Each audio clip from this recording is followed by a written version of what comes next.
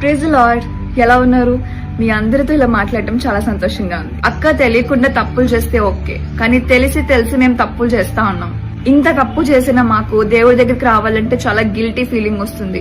దేవుడు అసలు మమ్మల్ని క్షమిస్తాడా అని చాలా మంది యవనస్తులు నాకు మెసేజ్ చేస్తున్నారు. అప్పుడప్పుడే నడక నేర్చుకుంటున్న చిన్న పిల్లల్ని చూసారా? చిన్న అడుగులు వేస్తా ఉంటారు. వాళ్ళు నడిచేటప్పుడు కింద పడిపోవడం సహజం. కింద పడిపోయిన వాళ్ళ పిల్లల్ని చూసి తల్లిదండ్రులు అబ్బా మళ్ళీ కింద పడ్డాడురా బాబు, ఎన్నిసార్లు పడతాడు అనుకుంటారా? అలా అనుకోరు కదా. ఇన్ఫాక్ట్ కింద పడిపోయిన వాళ్ళ బిడ్డ దగ్గరికి వెళ్ళి come on you can do it, get up అని ఎంకరేజ్ చేస్తా ఉంటారు కదా. పుట్టిన తర్వాత వాళ్ళ జీవితాల్లోకి వచ్చిన తల్లిదండ్రులకే బిడ్డల పట్ల అలాంటి భావనలు ఉంటే, మీరు పిండంగా ఉన్నప్పుడే, మీరు పుట్టక మునిపే మీ దేవునికి మీ గురించి ఎలాంటి ప్రణాళికలు, ఎలాంటి భావనలు ఉన్నాయనే దాని గురించి మీరు ఎప్పుడైనా ఆలోచించారా? కింద పడిపోవడం, పాపంలో పడిపోవడం దేవునికి కూడా ఇష్టం లేదు.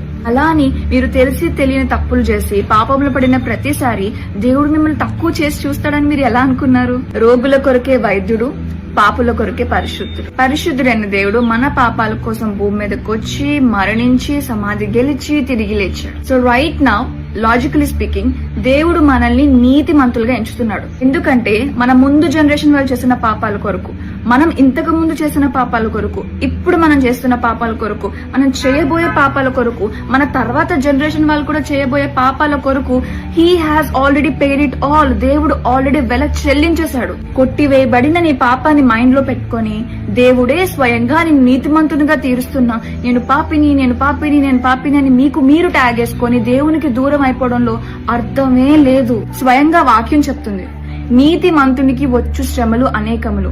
అయితే శ్రమలు వచ్చిన ప్రతిసారి ఖచ్చితంగా నించోవడం అనేది అసాధ్యం. ఎందుకంటే మనం మానవులు, మనం తప్పులు చేస్తాం అని తిరిగి లేవడానికి ఒక్క క్షణం కూడా ఆలోచించకండి. ఎందుకంటే మీ దేవుడు మిమ్మల్ని నీతి మంతులుగా ఎంచుతున్నాడు.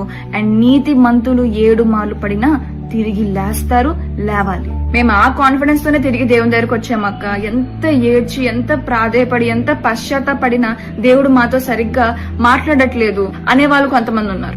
3 సార్లు దేవుడు ఎవరో తెలియదు అని బొంకిన పేతురు పశ్చాత్తపడ్డాడు.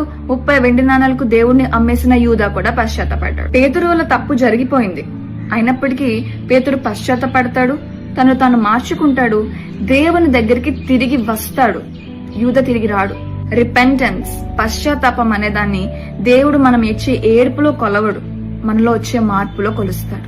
ఏ తప్పైతే మీ స్పిరిట్ ని డౌన్ చేసి దేవుడు మిమ్మల్ని ఇంకెప్పుడు యాక్సెప్ట్ చేయడం అనే ఫీలింగ్ లోకి మిమ్మల్ని తీసుకొని వెళ్ళిందో, అదే తప్పు నుండి మీరు పైకి లేచి పశ్చాత్తాపడి తిరిగి ఆయన దగ్గరికి రావాలని దేవుడు కోరుకుంటున్నాడు. He is waiting for you. Please come back to God. May God bless you.